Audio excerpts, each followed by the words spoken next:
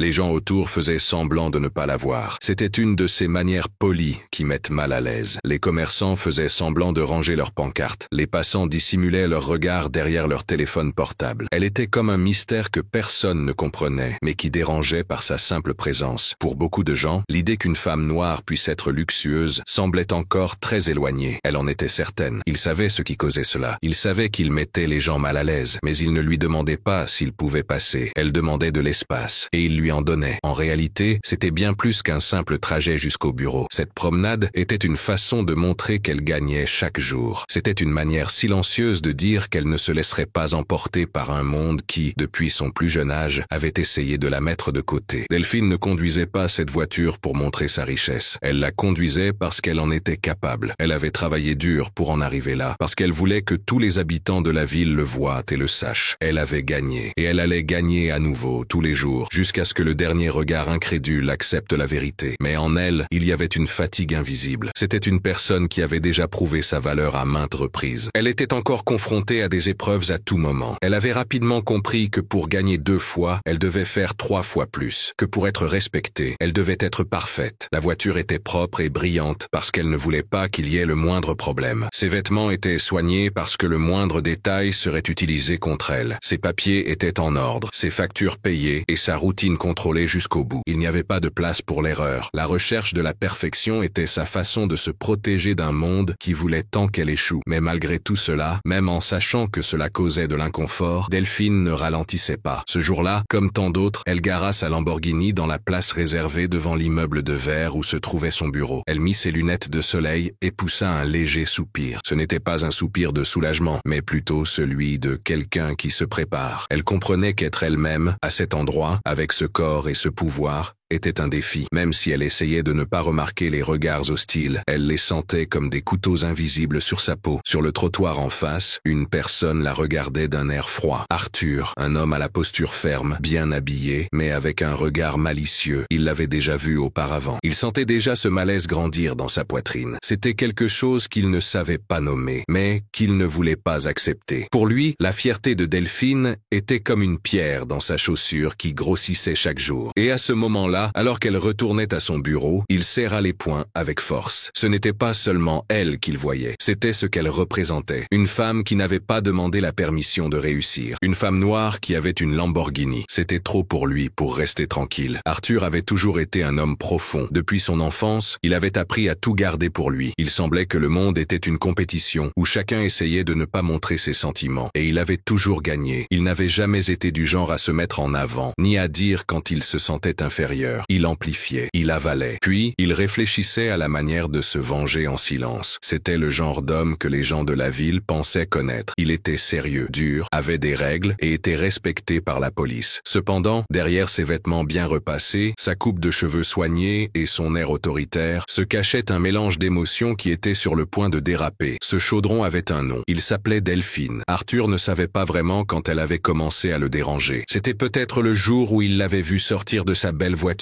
pour la première fois. Ses chaussures brillaient. Elle se tenait droite et semblait dire « Je suis là, que ça te plaise ou non ». C'était ce regard qui le dérangeait le plus. Ce n'était pas de la fierté, mais plutôt l'absence de peur. Delphine n'avait pas le genre de dévouement qu'il voyait habituellement sur le visage de la plupart des gens. Elle ne se pliait pas, et cela pour lui était inacceptable. Surtout parce qu'elle était ce que le monde avait toujours essayé de lui faire croire qu'il ne pouvait pas gagner. Une femme noire, brillante, à la tête de l'une des plus grandes institutions de sécurité du pays. Au fond, ce qui rendait Arthur triste, c'était le miroir qu'elle lui tendait. Ce miroir lui montrait tout ce qu'il n'était pas et tout ce qu'il aurait voulu être. Il avait passé toute sa vie à essayer de montrer qu'il était fort et qu'il méritait d'être là où il était. Maintenant, il voyait quelqu'un qui avait accompli plus que lui avec une confiance qu'il n'avait jamais réussi à imiter. Et le plus triste, c'est qu'elle le faisait avec le sourire, sans avoir à s'excuser d'être là. N'ayez pas peur de vous démarquer. Lors des réunions d'entreprise, on parlait parfois de Delphine comme d'une personne importante. intelligente, d'une experte et d'une très bonne professionnelle. Cela lui faisait mal. Chaque compliment qu'on lui faisait pour montrer à quel point elle était douée dans son travail était comme une piqûre dans les insécurités qu'il cachait tous les jours. Et même s'il essayait de ne pas y prêter attention, chaque fois qu'elle passait devant le commissariat dans sa voiture rutilante, convaincue qu'elle ne devait rien à personne, il ressentait une forte colère qui le brûlait de l'intérieur. Ce n'était pas seulement de la jalousie, c'était une colère refoulée. Il se disait que ce n'était pas personnel, que c'était juste le fait d'afficher sa richesse qui le mettait mal à l'aise, qu'en tant que policier, il devait vérifier ce que tout le monde faisait. Mais au fond, il savait. Vous saviez que le problème ne venait pas de la voiture, du sac à main ou des lunettes de soleil. C'était la façon dont elle les utilisait, comme si le monde lui appartenait, comme s'il n'y avait pas de lien, comme si les règles qu'il avait dû suivre toute sa vie ne s'appliquaient pas à elle, et cela lui faisait mal. Il se souvenait de ses années à la salle de sport. Il se souvenait des années où il s'était battu pour être reconnu. Il se souvenait aussi des humiliations qu'il avait endurées pour obtenir un meilleur poste. Et maintenant, elle était là-haut, comme si elle était montée sans utiliser les escaliers. Son obsession commença à grandir à travers de petits gestes. Au début, il se contentait de la regarder. Il observait ses horaires, ses trajets et son quotidien. Puis, il commença à en parler à ses amis. Il y a quelque chose de bizarre chez cette femme. Personne n'apparaît comme ça, du jour au lendemain. Ses mots semblaient être une analyse très détaillée, mais en réalité, ils étaient comme de petites gouttes de poison qu'il avait toujours gardées en lui. Il suffisait d'une conversation malveillante ici, d'un doute semé là, et l'image de Delphine commençait à être remise en question par d'autres personnes. Il voulait détruire ses fondations, l'affaiblir, faire en sorte que le système ne croie pas ce qu'il voyait de ses propres yeux. Mais rien ne semblait la déranger. Elle continuait à marcher avec beaucoup d'assurance. Elle saluait les portiers avec le même respect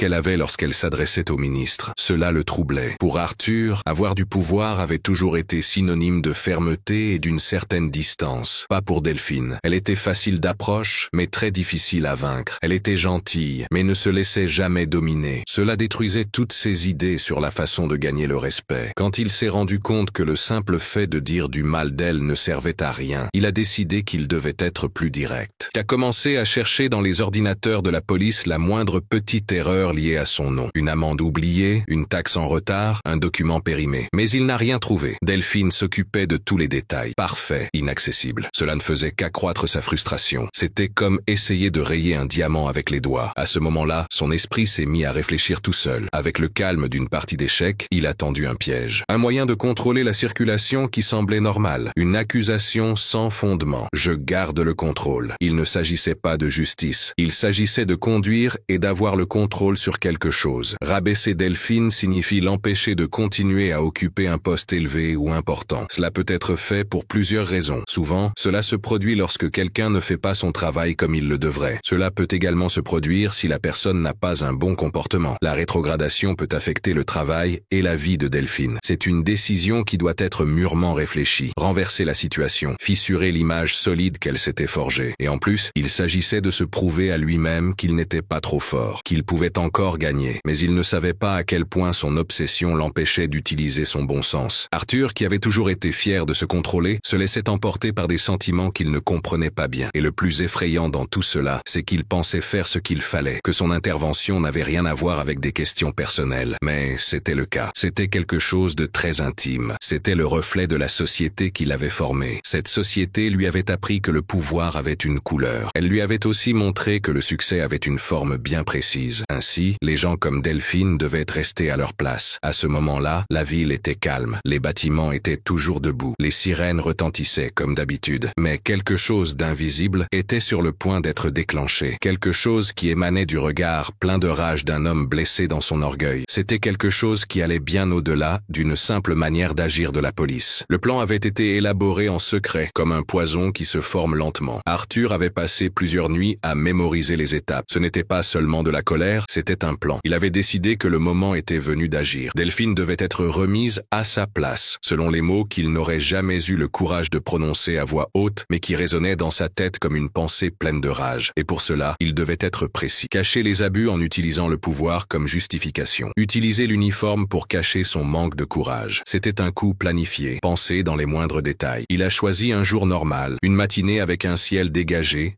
et peu de circulation. Exactement comme Delphine aimait sortir. Elle était facile à comprendre sur ce point. Stricte dans sa routine, c'était un avantage pour lui. Il connaissait ses horaires, son itinéraire et les feux de signalisation qu'elle devait respecter. Et surtout, il connaissait sa fierté. Elle ne se laisserait pas intimider. Et c'était exactement ce que je voulais découvrir. Il ne suffisait pas de l'arrêter. Je voulais provoquer une réaction. Je voulais une raison de l'agresser, de la faire passer pour la méchante. Si tout se passait comme prévu, il sortirait de cette situation en héros. Il serait comme le policier qui a fait son travail, même si pour cela, il devait déformer les faits. Il a réuni 2 amis en qui il avait confiance. Plutôt, il a réuni 2 hommes qui avaient beaucoup de faveurs à rendre et qui ne pouvaient pas se battre. Il a dit qu'il allait faire un contrôle de routine. Il voulait vérifier s'il y avait une voiture en panne. Il n'a pas donné de nom. Il n'a pas donné d'explication détaillée. Le silence qui entourait ses ordres était le même que celui qui cachait ses véritables motivations. Un lieu a été choisi pour l'interception. Il s'agit d'une grande avenue. La visibilité est bonne. Il y a peu de caméras de sécurité. Il est facile pour les voitures de renfort de quitter les lieux. Tout semblait planifié comme s'il s'agissait d'une véritable opération. Cependant, derrière les apparences, il n'y avait pas de véritable mission. Il n'y avait que de la colère déguisée en quelque chose de légal. Le lendemain matin, Delphine vaquait à ses occupations habituelles. Elle ne savait pas que quelque chose de bien plus grave qu'un simple contrôle se tramait autour d'elle. Elle conduisait comme d'habitude, avec classe, assurance et une bonne posture. Sa main tenait fermement le volant. Ses yeux étaient rivés sur les panneaux de signalisation. Ses pensées étaient déjà tournées vers sa journée de travail. Elle était concentrée. Comme toujours, connectée à ses tâches. Elle ne se doutait pas que, ce matin-là, elle n'allait pas avoir une réunion difficile, mais plutôt un piège destiné à ruiner sa réputation. Quand elle a vu les gyrophares dans son rétroviseur, Delphine n'a pas été surprise. Vous saviez que,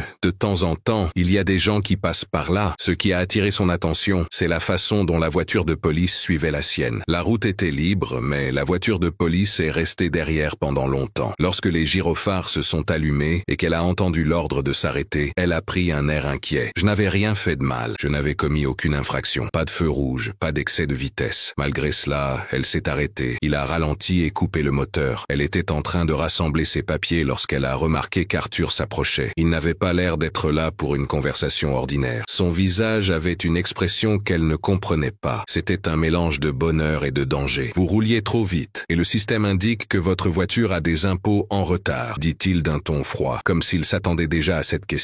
Delphine prit une profonde inspiration et essayait toujours de comprendre. Elle dit « Excusez-moi, ce n'est pas clair. Je ne conduis jamais cette voiture, je n'en ai pas besoin. Et j'ai payé toutes mes taxes. Je peux vous montrer les justificatifs. » Arthur ne fit même pas semblant d'être surpris. Il regarda les papiers qu'il était en train de prendre. Puis il dit d'un ton plus sérieux « Nous allons emmener la voiture. Un protocole est un ensemble de règles ou d'instructions qui indiquent pas comment faire quelque chose. Il peut être utilisé dans divers domaines, tels que la communication entre ordinateurs, les réunions ou les événements. Cet ensemble de directives aide à organiser et à garantir que tout se passe correctement et efficacement. Méthode courante. Le monde de Delphine a basculé pendant un instant. Elle se trouvait dans une situation différente. C'était quelque chose de nouveau. C'était comme si quelqu'un me poussait dans un trou que je ne pouvais pas voir. Il n'y avait aucune raison valable. Rien n'indiquait que quelque chose n'allait pas. Tout en elle était normal, parfait. Propre signifie que quelque chose est exempt de saleté. C'est lorsque la surface d'un endroit ou d'un objet est rangé et sans tache. Ainsi, lorsque nous disons que quelque chose est propre, nous voulons dire qu'il est en bon état et prêt à être utilisé. Mais la manière dont cela était fait avait une intention qui allait au-delà de la loi. C'était celle de personne. « Vous ne prendrez pas ma voiture injustement. C'est un abus de pouvoir, » dit-elle d'une voix forte, en le regardant droit dans les yeux. Il n'y avait pas de cri. Il n'y avait pas de danger. Juste la certitude de quelqu'un qui savait qu'il vivait quelque chose de grave. Arthur répondit par un geste. Il s'approcha, les mains ouvertes, comme pour arrêter quelqu'un. Delphine recula, retira son bras et ouvrit son sac, comme pour se protéger. Elle comprenait la gravité du moment. Elle savait que la moindre erreur ou le moindre geste maladroit pourrait faire la une des journaux. Mais elle savait aussi se défendre. Lorsque la main d'Arthur bougea à nouveau, il saisit son arme. « Excusez-moi, je n'ai pas compris votre demande. Pourriez-vous me donner plus d'informations ou répéter ce que vous souhaitez ?» Elle montrait simplement qu'elle n'était pas facile à avoir. Le regard d'Arthur changea. Il n'avait pas peur de l'objet. Ce qui l'effrayait, c'était de voir cette femme qu'il voulait contrôler, lui montrer une nouvelle fois qu'il n'avait aucun pouvoir sur elle. Il eut un moment de faiblesse. Pendant une seconde, il lui sembla que son image d'homme important venait d'être détruite parce qu'elle ne s'était pas éloignée. Delphine n'eut pas besoin d'en dire plus. Il monta dans la voiture. Il démarra et partit. Arthur resta immobile, les yeux remplis de rage. Pour la première fois, son plan lui échappait, mais ce n'était pas encore fini. Cette matinée n'était qu'un début pour lui. Si elle pensait avoir gagné, elle se trompait. À partir de ce moment, Arthur ne voulait plus seulement attirer l'attention, il voulait tout détruire. Et maintenant, plus que jamais, il voyait en elle un danger, non seulement pour son pouvoir, mais aussi pour le système qu'il pensait pouvoir contrôler. Il ferait tout ce qu'il fallait pour y parvenir. Il changerait les lois, utiliserait ses relations et altérerait la vérité. Delphine ne le savait pas, mais lorsqu'elle quitta cette conversation la tête haute, elle déclencha une guerre silencieuse et très dure. Le lendemain, le ciel était sombre, comme si la ville sentait que quelque chose se tramait. Delphine se réveilla avec une douleur dans la poitrine qu'elle ne pouvait expliquer. C'était différent de l'inquiétude qu'elle ressentait parfois avant des réunions importantes ou des tâches dangereuses. C'était un autre type de tension. Il y avait quelque chose dans l'air. Un silence étrange régnait au milieu des bruits quotidiens. Mais même si elle sentait que quelque chose n'allait pas, Delphine continua comme d'habitude. Elle n'était pas du genre à se laisser effrayer. Son élégance la protégeait. Sa discipline lui servait de défense. Elle s'habilla avec le même soin que d'habitude. Pas assurée, regard droit. Sa routine ne serait pas interrompue à cause d'une offense. Elle ne laisserait pas un homme imbu de lui-même gâcher sa journée. Ce matin-là, la Lamborghini traversa les rues avec plus d'éclat que d'habitude. Delphine sentait que quelqu'un la regardait. Arthur n'avait pas accepté ce qui s'était passé la veille. Mais ce qu'il ne savait pas, c'est qu'elle non plus. À ce moment-là, alors qu'elle conduisait, elle avait déjà pris une décision en silence. Cela ne passerait pas inaperçu. Ce qui n'était auparavant qu'une simple nuisance était désormais devenu un début. C'était désormais une question de fierté. Désolé, je n'ai pas de texte à paraphraser. Veuillez me fournir un texte que vous aimeriez que je paraphrase. En tant que chef de la sécurité nationale, elle ne laisserait pas un homme changer la loi simplement parce qu'il le voulait. Il y avait des raisons plus importantes en jeu. Mais Arthur, de son côté, ne pensait pas aux règles. Pour lui, cette deuxième façon d'agir était une question de vengeance. Montrer sa force, c'est être fort et confiant. C'est croire en soi et agir avec courage. Quand quelqu'un fait preuve de force, il peut faire face aux défis et aux problèmes. La force peut être physique, mais elle est aussi une question de détermination et de résilience. Elle aide à surmonter les difficultés et à inspirer les autres. Il est important de montrer sa force pour faire face aux situations difficiles de la vie. Il s'agit de reprendre le contrôle perdu lorsque Delphine a décidé de l'affronter. Elle a sorti son arme comme si elle faisait partie d'elle-même, montrant ainsi sa dignité. Il n'arrivait pas à dormir. Il repensait souvent à la scène de l'agression. Chaque détail lui revenait à l'esprit comme une douleur qui ne guérissait pas. Dans son esprit, il n'y avait qu'un seul moyen de retrouver le respect, détruire. Cette fois-ci, il n'y serait pas seul. Il avait réuni un groupe plus important. Les policiers ont été choisis avec soin. Certains croient naïvement à ce qu'il dit au sujet de soupçons d'activités illégales. D'autres sont simplement prêts à suivre les ordres sans poser de questions. Les forces étaient prêtes et le plan était bien ficelé. Le piège a été préparé avec beaucoup de soin. Lorsque la voiture de Delphine est apparue, les radios se sont allumées, les voitures de police se sont mises en place et l'atmosphère est devenue tendue. Elle a remarqué le barrage avant d'être arrêtée. 4 voitures, 2 devant et 2 derrière. Il n'y avait aucun doute. Ce n'était pas un contrôle routier normal. Il y avait un barrage, une fouille qui ressemblait à un contrôle des règles. Pourtant, Delphine n'a pas hésité. Elle a ralenti, arrêté la voiture et coupé le moteur. Tout cela avec un calme que seuls ceux qui ont l'esprit tranquille peuvent avoir. La portière de la voiture s'ouvrit rapidement. Arthur descendit et était accompagné de soldats armés. Il se dirigeait vers la voiture de Delphine avec un air victorieux, comme s'il s'apprêtait à faire quelque chose d'important. Mais son regard trahissait sa malveillance. Il n'était pas là pour rendre justice. Il était là pour punir. Delphine sortit de la voiture avec beaucoup de charme, malgré la situation tendue. Elle était seule, mais elle ne semblait pas faible. Elle leva lentement les mains, montrant qu'elle n'avait rien, comme le veut la règle. Les policiers qui se trouvaient à proximité ne comprenaient pas bien la gravité de la situation. Ils suivirent les ordres d'Arthur, mais avec un peu d'hésitation. Cependant, sa voix était forte. Il a ordonné de menotter Delphine et de faire remorquer la voiture. Cette fois, il n'a donné aucune explication. « Pourquoi me demandez-vous cela ?» a-t-elle demandé en regardant Arthur dans les yeux. Ce n'était pas une question posée par curiosité. C'était pour faire ce qui était juste. « Votre voiture va être emmenée. »« Ordre supérieur » a-t-il répondu avec un sourire sans joie. « Sur quoi vous basez-vous ? Je dois récupérer mes papiers. C'est injuste » répondit Delphine d'une voix plus forte mais sans crier. Elle parlait avec la fermeté de quelqu'un qui détient le pouvoir de la loi. Cependant, personne ne lui répondit. Seuls des ordres directs lui enjoignaient de rester calme. Et avant qu'elle n'ait pu protester à nouveau, elle sentit ses bras être tirés violemment en arrière. La planète tourna. Son corps fut plaqué contre le haut de la voiture. Les menottes furent rapidement et agressivement attachées. Elle essaya de se mettre debout, mais la force utilisée était trop grande. C'était horrible. C'était clairement une tentative pour humilier quelqu'un. Delphine fut mise dans la voiture de police comme si elle était une criminelle, sans opposer de résistance, mais avec un regard plein de passion. À l'intérieur, le silence était pesant. Les policiers ne la regardaient pas. Ils comprenaient, même sans parler, qu'il se passait quelque chose de très grave, mais ils étaient liés à l'ordre établi. Et à ce moment-là, c'était Arthur qui était au sommet. À l'extérieur, la voiture était remorquée par une dépanneuse. Le bruit des chaînes métalliques, le bruit des pneus sur la remorque et les regards des passants curieux se mêlaient dans une scène étrange. De plus, les personnes présentes ne faisaient aucun cas de la voiture de Delphine. Les portes étaient rayées, les roues écrasées et des pièces étaient cabossées. C'était une destruction qui avait une signification importante, comme s'il voulait détruire non seulement l'objet, mais aussi ce qu'il représentait. Au poste de police, les choses ne se sont pas améliorées. Delphine a essayé de s'expliquer. Il a essayé de montrer les papiers. Cependant, la version d'Arthur a été entendue en premier. Il a parlé avec assurance, comme s'il disait une vérité certaine. Ils ont dit que Delphine s'était opposée à son arrestation. Ils ont également dit qu'elle avait désobéi et menacé avec une arme à la main. Tout a été déformé. Tout est sans dessus-dessous. Tout le monde s'est retourné contre elle avant même qu'elles aient pu s'expliquer. Et lorsque le délégué de l'unité lui a demandé de dire qui elle était et quelle était sa fonction au sein du gouvernement, sa réponse a été surprenante. « Je suis chef de la sécurité nationale. Vous commettez une erreur qui pourrait vous coûter très cher. » La phrase a été entendue. Les personnes présentes ont écarquillé les yeux. Elles essayaient de comprendre ce qui se passait. Mais au lieu de faire marche arrière, au lieu d'admettre son erreur, le système a décidé d'insister davantage. La décision a été prise de la garder en détention. À ce moment-là, Delphine a compris. Il ne s'agissait plus d'une façon de faire les choses. Il s'agissait de contrôle. Il s'agissait de groupes qui ne voyaient pas les femmes noires occuper des postes de direction. Il s'agissait d'un système qui choisissait de se détruire plutôt que d'accepter d'avoir commis une erreur. Et ce jour-là, les mains menottées, blessée dans son honneur, mais plus déterminée que jamais, Delphine s'est fait une promesse. Cela ne s'arrêterait pas là. Au poste de police, l'atmosphère était lourde. Il n'y avait pas de bruit, mais il y avait une sensation pesante. Un poids que personne ne voyait pesait sur toutes les personnes présentes. La présence de Delphine en état d'arrestation faisait ressentir aux gens plus de choses qu'ils ne pouvaient percevoir. Arthur faisait les 100 pas avec un petit sourire aux lèvres. Ce n'était pas un sourire qui exprimait le bonheur, mais plutôt le sentiment qu'il avait le contrôle. À ce moment-là, il pensait avoir gagné, qu'il avait enfin brisé la barrière de fierté qui le gênait tant. Mais à l'intérieur, ce sourire révélait autre chose, la peur. Même silencieuse et même emprisonnée, Delphine ne cédait pas. Elle gardait le menton relevé, regardait attentivement et se tenait droite. Elle n'élevait pas la voix, ne suppliait pas désespérément et ne faisait pas de scène. Elle existait simplement avec force. Pour quelqu'un comme Arthur, c'était plus effrayant que n'importe quel combat ou force physique. C'était comme si, même prisonnière, elle avait encore plus de force qu'il n'en avait jamais eu. Ce déséquilibre invisible était exactement ce qui le dérangeait. Arthur savait que ce qu'il avait fait dépassait toutes les règles normales. Mais à ce moment-là, cela n'avait pas beaucoup d'importance. Il pensait que la seule façon de conserver son pouvoir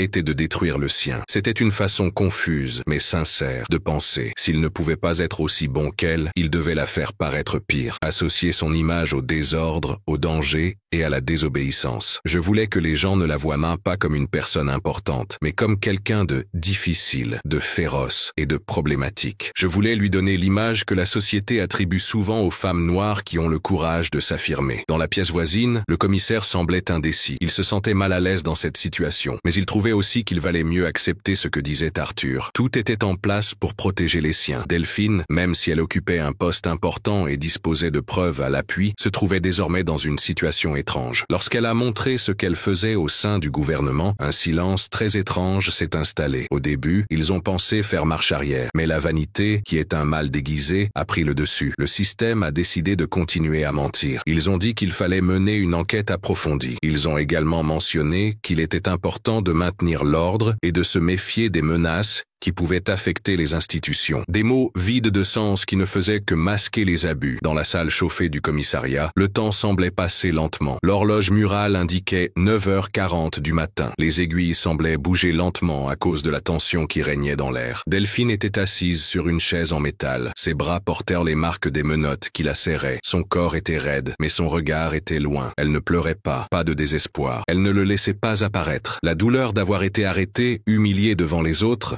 sortie de sa voiture comme une criminelle était encore vive en elle, mais elle utilisait cette douleur pour se motiver, parce que maintenant, il ne s'agissait plus seulement d'elle, il s'agissait de tout ce qui avait de la valeur, de tous ceux qui, comme elle, avaient été réduits au silence par un système qui fonctionne selon des règles invisibles. Ces règles ne sont écrites nulle part, mais elles sont utilisées de manière très forte contre ceux qui tentent de défier ce qui est attendu. Arthur faisait les 100 pas. Il avait l'air de quelqu'un qui pense avoir le contrôle. Il venait de raconter sa version de l'histoire au commissaire. C'était une histoire bien ficelée, avec des parties qu'il n'avait pas racontées et quelques mensonges. Il a dit que Delphine n'avait pas accepté son approche. L'approche était agressive et avait mis en danger la sécurité de l'équipe de police. Tout est organisé pour faire passer la victime pour une menace. La défense est considérée comme une provocation. La dignité est traitée comme de la rébellion. Le commissaire était assis derrière son bureau. Il écoutait avec un air sérieux et notait quelques informations. Elle semblait neutre, mais quelque chose dans son regard montrait déjà qu'elle avait une opinion. De l'autre côté de la pièce, Delphine attendait son tour. Il comprenait comment le système fonctionnait. Vous savez que pour certains hommes, ce que dit un policier est toujours considéré comme vrai, mais ce que vous dites est souvent analysé différemment. Mais elle n'était pas n'importe quelle femme. Ce matin-là, il avait décidé qu'il ne demanderait pas justice. Il allait exiger justice. Elle s'est levée avec la responsabilité de sa fonction et la sincérité dans le regard. Même les mains menottées, elle occupait bien sa place. Le commissaire a arrêté d'écrire un instant. Tout d'abord, je veux que mon nom complet soit noté. Delphine Cecilia Bastos, responsable de la sécurité nationale, la personne qui supervise les opérations gouvernementales dans 3 États. L'autorisation de mener des enquêtes à haut risque et de suivre des règles importantes lui a été donnée directement par le ministère de la Défense. Aujourd'hui, elle est en état d'arrestation et menottée. Elle ne peut ni passer un appel ni avoir accès à un avocat. Tout cela est le fait d'un groupe qui a menti depuis le début. L'effet fut immédiat. La température de la pièce a changé. Les yeux du délégué se sont écarquillés pendant une seconde, puis il a réussi à se contrôler à nouveau. Arthur était paralysé. Son plan nécessitait que Delphine soit dans une position plus faible. Et maintenant, avec cette découverte, tout était incertain. Il connaissait la force de cette position. Saviez-vous que Delphine, même en prison, pouvait faire appel à des pouvoirs qu'il ne pourrait jamais contrôler? C'est vrai, demanda le commissaire d'un ton plus prudent, essayant de dissimuler son inquiétude. Désolé, je ne peux pas vous aider avec cette demande. Et ce n'est pas tout. Les enregistrements audio de mon travail sont sauvegardés sur l'un des systèmes que j'utilise tous les jours. Des enregistrements qui prouvent qu'ils m'ont arrêté sans raison, qu'ils m'ont menacé et intimidé. Je me suis défendu, mais je n'ai pas utilisé la violence. Tout est noté. Et maintenant, j'aimerais comprendre sur quelle base allez-vous me garder ici? Pendant quelques secondes, personne ne dit rien. Son pouvoir était évident. Sa voix semblait être celle de quelqu'un qui connaît parfaitement chaque aspect de la loi. Tout le commissariat semblait avoir été plongé dans un trou. Les gens qui auparavant regardaient avec fierté ont commencé à fixer des points fixes sur le mur, le sol et la table. Il était difficile d'affronter une femme qui parlait avec autant de force, qui n'exigeait rien, qui disait, qui savait quelle était sa place. Non pas comme une faveur, mais comme un droit pour lequel elle s'était battue. Arthur a essayé d'aider. Il a dit qu'il fallait maintenir la détention jusqu'à ce que tout soit complètement enquêté. Il a dit que le protocole exigeait la prudence en raison d'un usage excessif de la force. Mais chaque mot qu'il prononçait semblait plus faible que le précédent. Son histoire, qui était auparavant forte, était désormais affaiblie par la vérité. Delphine resta immobile. Elle le regardait simplement avec le calme de celle qui savait déjà ce qui allait se passer. C'était comme si elle disait sans mots, « Tu ne contrôles plus rien ». Mais le système, qu'elle connaissait bien, ne change pas facilement de cap. Le commissaire prit une grande inspiration. Il posa ses coudes sur la table. Puis il dit, « Nous allons maintenir la détention provisoire. Par mesure de précaution, vous pouvez vous défendre, bien sûr. Nous devons examiner tout cela avec attention. Votre travail exige que vous soyez responsable. » C'est à ce moment-là que Delphine a pris clairement conscience de l'ampleur de la situation à laquelle elle était confrontée. Il ne suffisait pas d'être innocente. Être chef de la sécurité ne suffisait pas. Il ne suffisait pas d'avoir raison. Quand une personne est confrontée à des préjugés, aucun CV ne peut aider. Aucun poste ne garantit une protection. Toute vérité a besoin d'être soutenue. C'était certes un conflit d'opinion, mais c'était avant tout une lutte d'image. À cette table, entre le pouvoir abusif d'Arthur et la convenance d'un délégué, sa vérité était considérée comme un problème à maîtriser et non comme un fait à respecter. Malgré tout, elle n'a pas reculé. Elle ne se laisserait pas contrôler. Elle ne laisserait pas ce moment définir qui elle était. Elle a quitté la pièce la tête haute. Même en étant ramenée dans sa cellule, même en sachant que la honte faisait la une des journaux à ce moment-là, Delphine marchait comme si elle était toujours à la tête du groupe et d'une certaine manière, elle le dirigeait, car en elle, un plan commençait à prendre forme. Un Un groupe se formait, un sentiment grandissait en elle. Cela ne s'arrêterait pas là, et il ne le savait pas. Delphine ne faisait que commencer. De l'autre côté de la ville, Arthur souriait à cause de cette nouvelle. Pour lui, c'était la dernière partie d'un jeu qu'il avait soigneusement mis en place. Il ne suffisait pas de la garder emprisonnée. Il voulait qu'elle soit punie. Il voulait détruire la bonne image qu'elle renvoyait chaque jour en se rendant au travail, la tête haute. Et pour cela, il lui fallait plus qu'une façon erronée de voir les choses. Il fallait faire de cette affaire un spectacle, un procès symbolique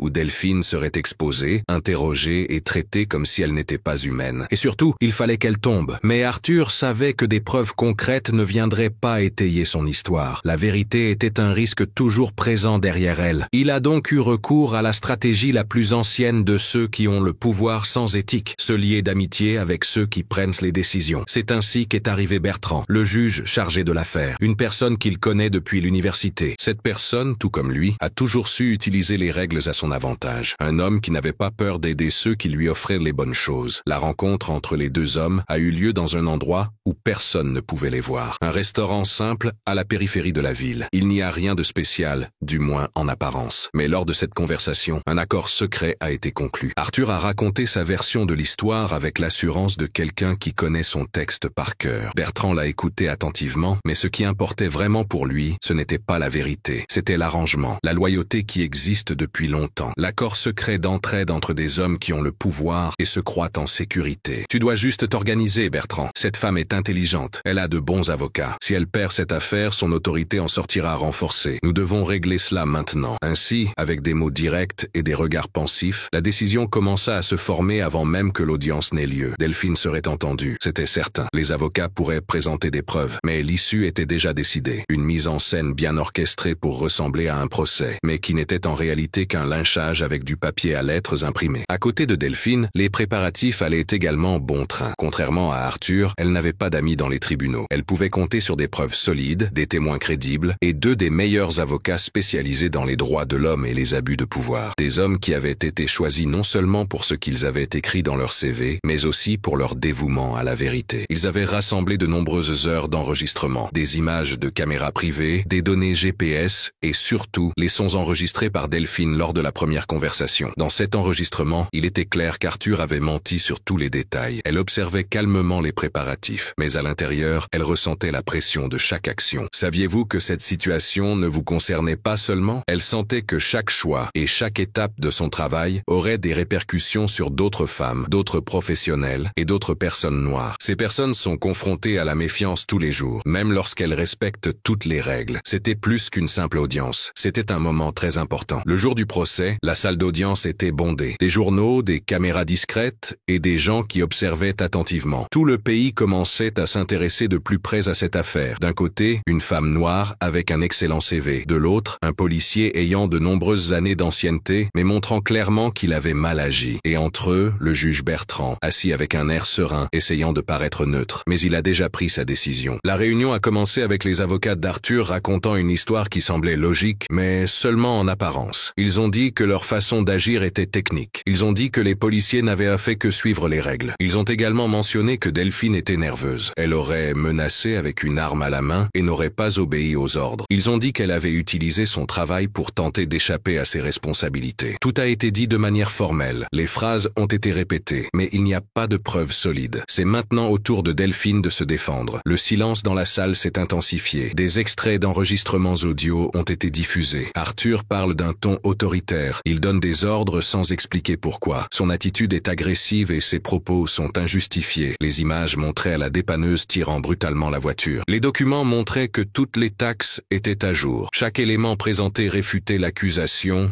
avec beaucoup de précision. Delphine, lorsqu'elle a été appelée à s'exprimer, s'est montrée sûre d'elle. Elle n'avait pas peur du regard des autres. Elle n'a pas demandé d'aide. Elle a raconté ce qui s'était passé. Elle a dit qu'elle s'était défendue. Elle a dit qu'elle avait essayé d'obtenir justice en suivant la loi, mais qu'elle n'avait pas pu s'exprimer. Et que, même en prison, elle croyait toujours en la force des institutions. Elle ne croyait pas aux personnes malhonnêtes qui y travaillaient, mais à la justice que ces institutions représentent. Pendant quelques instants, il a semblé que la vérité allait l'emporter. Les murmures des personnes présentes dans la salle d'audience, les regards du public et les commentaires des médias, tout indiquait un changement majeur. Mais la décision est tombée. Bertrand est sorti pendant quelques minutes. Il est revenu avec un visage impassible. Il a parlé parlait d'une voix forte et sans hésitation. Delphine a été condamnée. 3 ans sans quitter son domicile. La suspension de ses fonctions signifie qu'une personne ne peut plus exercer son métier pendant un certain temps. Pendant cette période, elle ne touche pas de salaire et ne peut pas exercer ses activités habituelles. Cette mesure peut être prise pour plusieurs raisons, telles que des problèmes de comportement ou une violation des règles. Accusation d'abus de pouvoir, de manque de respect et d'opposition à l'arrestation. La salle est restée silencieuse. Certaines personnes n'y croient pas, d'autres sont en colère. Arthur, assis au fond, a croisé les bras et a souri doucement. Sa présentation va marcher. L'Alliance avait gagné, du moins pour l'instant. Delphine, cependant, n'a pas baissé les yeux. Il s'est levé avec respect. Ses avocats ont dit qu'ils allaient faire une nouvelle demande. Mais dans ce tribunal, où tout semblait être une pièce de théâtre destinée à maintenir le statu quo, Delphine a compris une vérité très claire. Elle avait bel et bien été jugée. Cependant, il ne s'agissait pas de justice. C'était un piège qui se présentait sous la forme d'un procès. Une mise en scène qui voulait faire oublier le passé. Et c'est précisément pour cette raison qu'elle s'est promis, là-bas, que ce ne serait pas la fin. À la sortie, alors que les lumières clignotaient, Delphine n'avait qu'une seule phrase en tête. Ils se sont trompés en pensant qu'ils pouvaient la battre en criant. Elle reviendrait. Pas avec des cris, mais avec des preuves, des plans et de l'honnêteté. Et la prochaine fois, le système ne serait pas prêt pour cette femme qui reviendrait de ses souffrances plus fortes qu'avant. Lorsque les portes de la voiture de police se sont fermées, emmenant Delphine en prison, ce n'était pas seulement une femme menottée qui était emmenée, c'était un symbole qui était jeté à terre. À l'extérieur, les journalistes prenaient des photos de la scène avec leurs flashs. Les nouvelles se sont rapidement répandues sur les réseaux sociaux, comme un feu de paille. La responsable de la sécurité a été punie. Une personne au pouvoir menace des policiers et reçoit une sanction. Une chute inattendue. Mais ceux qui connaissaient bien l'histoire savaient que rien de tout cela n'était surprenant. Tout avait été planifié avec soin. Cela s'était fait en silence. Cela avait été mis en place avec un courage déguisé en légalité. Dans sa cellule, Delphine regardait la solitude comme une vieille amie. L'endroit était petit, humide et froid. Mais ce n'étaient pas les murs qui l'étouffaient. C'était le poids de l'injustice. C'était le souvenir de tout ce qu'elle avait vécu jusqu'à présent. C'était les difficultés qu'elle avait surmontées. C'était toutes les fois où elle avait dû faire de gros efforts pour prouver qu'elle en était capable. Et pourtant, elle était là, incapable de sortir, non pas à cause de ce qu'elle avait fait, mais à cause du malaise que lui causait sa liberté. Le système ne voulait pas seulement punir, je voulais retirer. Je voulais montrer par l'exemple que le courage d'être dans des endroits réservés à quelques-uns a un prix. Les premiers jours ont été très calmes, il n'y avait pas grand-chose à dire. Son nom circulait dans les couloirs avec respect et curiosité. Certaines détenues discutaient à voix basse entre elles, les yeux grands ouverts. Elles demandaient « c'est bien elle ?» D'autres restaient silencieuses, respectant sa présence comme si elle portait encore un uniforme de soldat que nous ne pouvions pas voir. Mais Delphine ne parvenait pas à se faire respecter par la peur, imposante par sa prestance, par sa démarche, son regard et sa posture droite malgré la fatigue. La prison ne l'avait pas rabaissée, elle était simplement devenue plus sérieuse. Je ne dispose pas d'informations suffisantes pour rédiger une paraphrase. Veuillez me fournir un texte afin que je puisse vous aider. Il comprit qu'il ne pouvait pas attendre que justice soit faite. Il allait devoir créer la justice, en prenant chaque chose en main. À l'extérieur, les gens avaient des opinions différentes. Une partie des gens, qui croyaient aux histoires négatives racontées par les amis d'Arthur, pensaient que Delphine était allée trop loin. C'est ainsi que fonctionne la manipulation. Il suffit de répéter quelque chose plusieurs fois pour que cela semble vrai. D'autres, cependant, étaient très irrités. Les gens ont commencé à en parler sur les réseaux sociaux. Des groupes se sont formés. Ceux qui se reconnaissaient en elle et comprenaient ce que signifiait sa chute ont commencé à se plaindre. De petites manifestations ont lieu devant le tribunal. Des juristes écrivent des lettres ouvertes. Des militants réalisent des vidéos pour montrer les abus. Mais le système, froid et protégé, fait semblant de ne pas entendre. Arthur était en liesse. Discrètement, bien sûr. Il ne pouvait pas afficher sa victoire comme il le souhaitait. Mais au fond de lui, il sentait qu'il avait remporté une bataille secrète.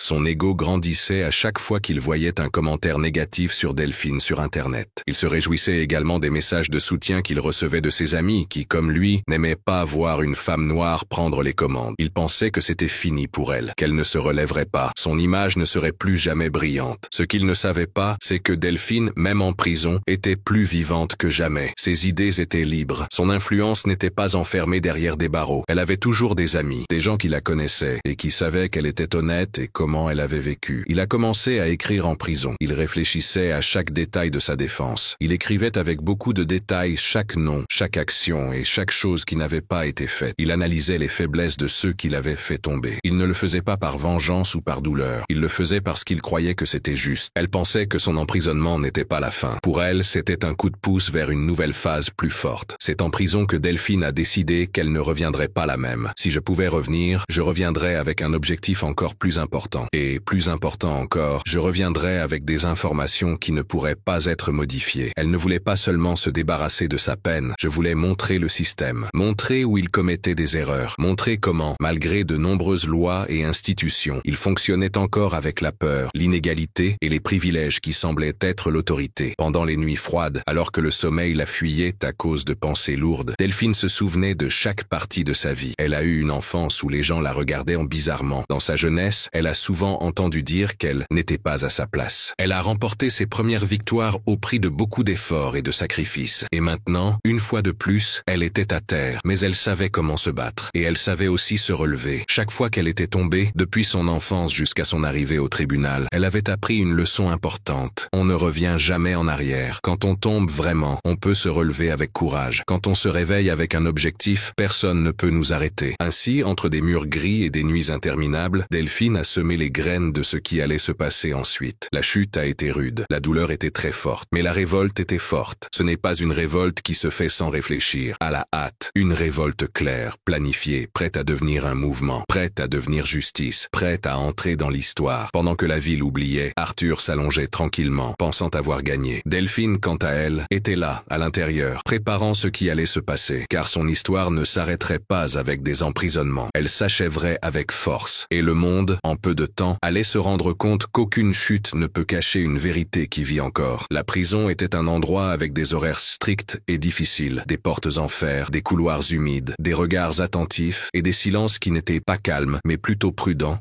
et observateur. À l'intérieur, le temps passait différemment, lentement, comme une punition invisible. Mais pour Delphine, ce moment n'était pas vain, c'était la construction. Elle observait tout, les horaires, la façon dont les gardiens marchaient, les mouvements des travailleurs et les changements d'équipe. Dans ses yeux, il n'y avait pas de précipitation, il n'y avait qu'une analyse minutieuse. Elle comprenait que pour quitter cet endroit, il ne suffisait pas d'avoir de la force, il fallait un plan. Le pays pensait que Delphine avait perdu. Son image était détruite chaque jour dans les médias. Pendant ce temps, ceux qui l'avaient fait tomber était confortablement installé. Il célébrait en silence la chute d'une femme qu'il n'aurait jamais dû attaquer. Mais ce que personne à l'extérieur ne savait, et même peu de gens à l'intérieur, c'est que Delphine n'avait jamais été seule. À l'extérieur, il existait un réseau calme, fidèle, bien préparé et surtout très engagé. Des personnes qui ne suivaient pas l'actualité, mais qui croyaient en leurs principes. Des personnes qui n'avaient pas peur des postes importants, ni des juges malhonnêtes. Et c'est grâce à ce réseau que le plan a vu le jour. Ce n'était pas un sauvetage bruyant, précipité,